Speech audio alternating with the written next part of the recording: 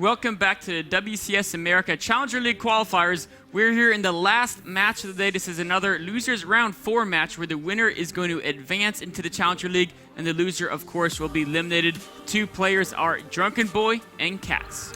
Really excited for yet another TVZ. We are just running into TVZ heaven here. I love Widow Mines. Yeah, I love Widow Mines too. And XY was able to give us so many Widow Mines that I don't think I want to see a Widow Mine for another... I'll see more Widow Mines. I like How about a Hellbat drop? How'd that suit you? I'll take Hellbat drop. All right. It is Drunkenboi. He does love some... actually, he loves just about anything in a dropship.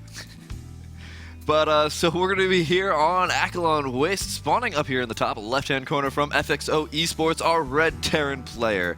We've seen him before, but we're going to see him again. It is Drunkenboi.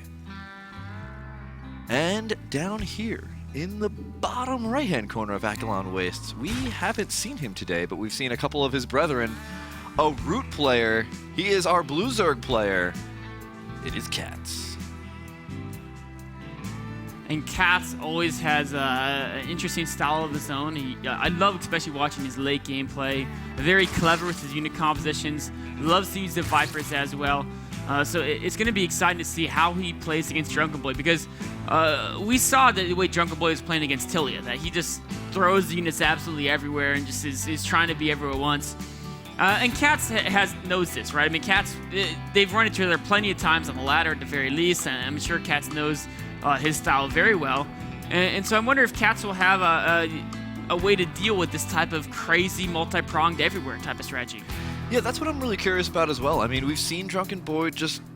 He's all up in your face. He's all up in your business. You know, this time, maybe not so much. I mean, maybe he was trying to get into a better position, or he knew a weakness of his opponent. But here, he's going to be going against, you know, a little bit more of a well-known player.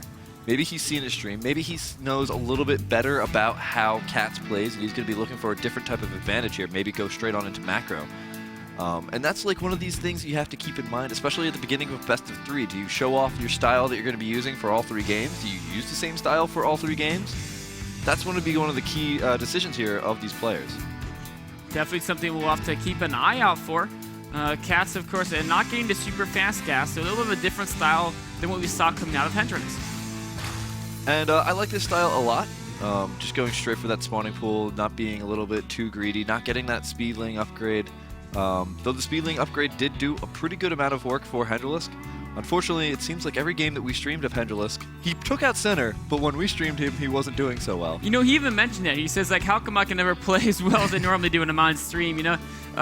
It could be extra nerves. Those nerves. Yeah, when you know there's, you know, tens of thousands of people watching, it's definitely a little bit harder to play your full game. And, I mean, Hendrilisk showed a lot of skill in his matches, but unfortunately, we caught the ones where he did unfortunately lose. So hopefully, you know, next season we'll catch him somewhere he does prevail.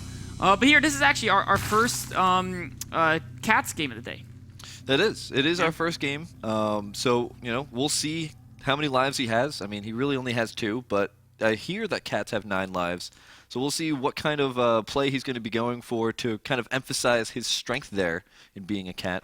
I haven't really seen too much of Catz play on his stream. I actually haven't been watching his stream too often. Have you? I've been watching it a time or two. I really like his Zerg versus Protoss. I think that's the matchup well, it's also I like watching that matchup a lot as well, because I can learn from what the people do against him. But he's definitely got a very good... he already took out Noonie in this tournament, so he's definitely got a very good Zerg versus Protoss. His Zerg versus Terran is quite good as well, but the one thing that could throw him off is, of course, Drunkenboi's crazy multitasking. But he's got Zerglings. How did Zerglings get into the main? I was kind of watching that as that happened, and the supply depots just decided not to go up. They welcomed, and now he sees everything. He sees there's no second command center. He sees there's no second command center. He sees that there's a starport. He sees that there's a reactor out there as well. Oh man, what a big advantage for Catz. A whole bunch of telltale signs of exactly what's coming for him. It's whether or not Catz can actually defend. He's already thrown down spore crawlers at both of his bases. I think he's going to be a little bit wary of Widow Mines, which is smart, but actually Hellions are what's going to be coming across the map. Definitely. I mean, the Spore Cores are still going to help in either case of keeping that medevac a little bit further back, especially against future potential Hellbat drops. So it's not a wasted resource by any means. He's just got to have enough units to deal with the Hellions.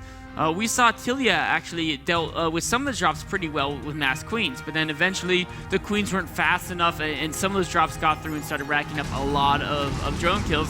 So we'll have to wait and see how does Catz decide to try to defend against this harass. Drunkenboi going for the exact same thing that he's been doing every game. He goes for the drop in the back, Hellions in the front. And so I don't think we're going to be seeing too much different from him. He might take a... Looked like he was going to try and take... every...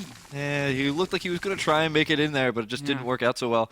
It's also very possible that he's going to position his Hellions at... Yeah, that's exactly what he's going to do. He's going to drop the Marines. He's going to move the medevac back a little bit. He's going to pick up the Hellions again. It's whether or not Catz sees this. Catz There's not only seeing 3 it. Queen queens. moving over there. There's Queen only 3 does see queens. it.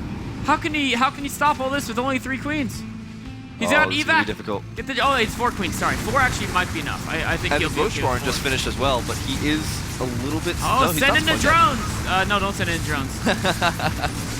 But the Realizing Queens that are was a taking a mistake. lot of damage. One of them does go down. The Hellions go straight for those drones. They are not taking a second to try and take out these Queens. And actually, Man. wow, he's taking so much damage right now.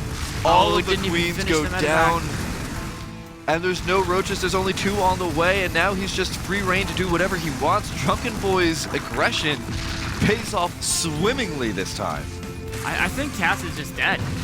I think so as well. I mean, he's losing 4 queens. Means even if he holds this off, He has can no inject. injects. Yeah. 0 injects. The one little medevac is just going to hang out. There's 1 roach. The roach didn't really attack. It just took a whole bunch of damage and then left. There's a Viking. Another the medevac. hero Viking. Spore crawler. MVP of Catz is that one spore crawler. Now Oh, now he's going to kill the spore collar. poor little guy. See what you do to Run me. away! Run away! That spore crawler can escape and live another day. But meanwhile, Run. back in the natural of Catz, more and more Hellions coming in there and just taking just about every drone of that natural, just getting absolutely roasted. Yeah, this is pretty much game. There's not much that really Catz can do here. He's just running all of his drones in there. GG thrown out.